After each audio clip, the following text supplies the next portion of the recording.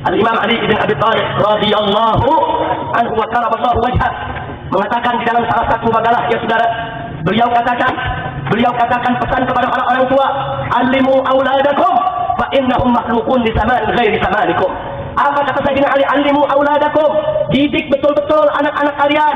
Kenapa? Fa innahum makhluqun, sesungguhnya anak-anak kalian itu adalah makhluk yang diciptakan oleh Allah li zamanin, untuk menghadapi suatu zaman ghairi zamanikum, yang bukan zaman kamu sekalian.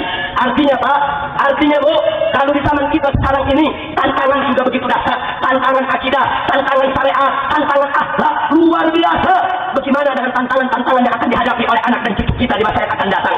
Kalau anak-anak kita tidak kita bekali dengan ilmu yang memadai, mereka akan ditelan oleh zaman. Kalau anak-anak kita tidak kita bekali dengan ilmu yang benar, sebagaimana diamanatkan oleh Allah dan Rasulnya, maka anak-anak kita akan jadi korban di zamannya, saudara. Na'udzubillah min dzalik. Nah, maka itu apa yang harus saya sampaikan dalam pembukaan ini, baik ayat Al-Quran maupun hadis Nabi, bahkan dari perkataan para sahabat Nabi, jelas bagi kita semua kewajiban kita untuk menjaga anak-anak kita. Mudah-mudahan kita semua akan bekerja keras untuk menjaga anak keturunan kita daripada segala kerusakan. Amin. Dan semoga anak cucu kita diselamatkan oleh Allah, selamat imannya, selamat Islamnya, selamat ihsannya, diberikan oleh Allah keselamatan dari dunia hingga akhirat. Amin ya rabbal alamin. Nah, karena itu pada malam hari ini saya selaku ustaz, selaku guru agama, merasa berkewajiban untuk menyampaikan kepada anak-anak muda yang hadir di tempat ini, sebagai anak-anak saya sendiri yang saya cintai dan sayangi, yang saya tidak akan pernah biarkan mereka untuk tersesat jalan atau menjadi korban zaman. Maka itu saya ingin informasikan Pak, Bu, kalau barusan tadi dibawakan satu hadis oleh Syekh Abdullah Abdul Rauf Al-Misri, di mana Nabi mengatakan dengan tegas, beliau mengatakan dalam satu hadis, saya bawakan riwayat yang lain yang serupa dengan yang dibaca oleh Syekh kita tadi, di mana Nabi mengatakan, badiru bil a'malis salihah satakunu fitanan. Kata Nabi apa? Badiru bil a'malis salihah, hei umat Islam, bersegeralah kamu untuk melakukan berbagai macam amal saleh. Kenapa? Satakunu fitan, karena sebentar lagi akan datang zaman yang penuh dengan fitnah. Saking penuh fitnah, Qata'il lailil muzlim, kata Nabi alaihi salatu wassalam, fitnah tersebut bagaikan bagian malam yang gelap gulita, saudara. Saking dahsyatnya fitnah, tantangan keimanan, godaan akidah yang siap merusak, merampok iman kaum muslimin. Fitnah itu begitu hebat, bagaikan malam yang gelap gulita, saudara. Kalau kita berada di malam yang gelap gulita tanpa sedikit pun cahaya, kita tidak bisa membedakan mana putih dan mana hitam. Bahkan kita tidak tahu mana jalan yang harus kita tempuh. Berapa banyak orang yang terjatuh dalam kegelapan, berapa banyak orang yang tersesat jalan di dalam kegelapan, berapa banyak orang yang tidak tahu hal apa yang dilakukannya dalam kegelapan, ibarat Allah. Kalau sudah begitu, kata Nabi, saudara, yusbihur rajulu mu'minan wa yumsi kafiran, wa yumsi mu'minan wa yusbihu kafiran. Akan terjadi seseorang di pagi hari dia masih mukmin, di malam hari petang hari dia sudah kafir. Atau sebaliknya, ada yang di malam hari dia masih mukmin, begitu masuk pagi hari dia sudah kafir, saudara. Artinya apa?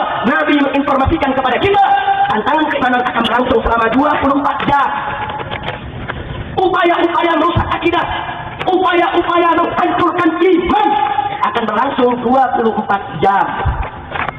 Mungkin hadis ini dulu di zaman Nabi, saudara, tidak dipahami secara meluas sebagaimana di zaman ini. Kenapa? Karena di zaman Nabi listrik belum ada, internet belum ada, televisi, koran, majalah belum ada. Mungkin orang akan berpikir, oh malam mukmin pagi kafir. Entah mimpi apa yang membuat dia jadi kafir, saudara. Tapi zaman sekarang terbukti, malam mukmin pagi kafir bukan mimpi yang membuatnya menjadi kafir. Tapi tantangan keimanan di rumah setiap orang Islam berlangsung selama 24 jam. Lewat acara-acara televisi yang berlangsung selama 24 jam, acara-acara radio yang berlangsung selama 24 jam. Belum lagi internet yang dibuka dalam berbagai macam kerusakannya 24 jam masuk rumah setiap orang Islam, saudara. Belum barang cetakannya dan lain sebagainya. Iya, malam orang beriman, pagi dia bisa kafir. Kenapa? Karena sarana-sarana komunikasi, teknologi, informasi tersebut kalau sudah disalahgunakan, dia bisa menghancurkan iman siapa saja, subhanallah.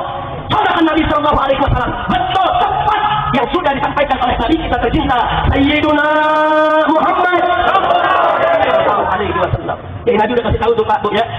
Akan datang nanti satu zaman, penuh fitnah, penuh tantangan, penuh godaan iman, bagaikan malam yang gelap gulita. Saking gelapnya akan banyak orang yang tersesat. Malam beriman, pagi kafir, pagi beriman, sore kafir, saudara. Bahkan sampai-sampai Nabi mengatakan di zaman itu, fal mutamassiku bidinihi yawma idzin al-qabidi 'ala al-jama'. Kata Nabi alaihi salatu wassalam, dan orang yang berpegang teguh kepada agama di zaman yang penuh fitnah tersebut bagaikan menggenggam bara api, saudara. Bagaikan menggenggam bara api. Pak, Bu, kalau bara api kita genggam dengan tangan akan terbakar. Pedih, perih, sakit, terluka, saudara. Nabi sudah kasih tahu sejak 14 abad yang lalu akan datang zaman yang penuh fitnah. Lalu kita berpegang teguh kepada agama di zaman itu, saudara, bagaikan menggenggam bara api. Kita akan sakit, kita akan terluka, kita akan pedih, kita akan perih di zaman sekarang inilah, sebagaimana yang diberitakan oleh Nabi semenjak 14 abad yang lalu, saudara. Coba lihat sekarang berapa banyak pejuang-pejuang Islam yang menyuarakan kebenaran, yang menyuarakan yang hak. Mereka difitnah, mereka dituduh, mereka dipenjarakan, mereka dibunuh karakternya. Tidak sampai di situ, saudara. Mereka dihancurkan semua secara bentuk perjuangan dakwahnya. Ya, sakit memang, terluka memang, menderita memang. Tapi itulah resiko perjuangan di zaman yang penuh fitnah yang sudah disampaikan oleh Nabi semenjak 14 abad yang lalu. Shadaqan Nabi sallallahu alaihi wasallam. Jadi kabar dari Nabi benar tidak?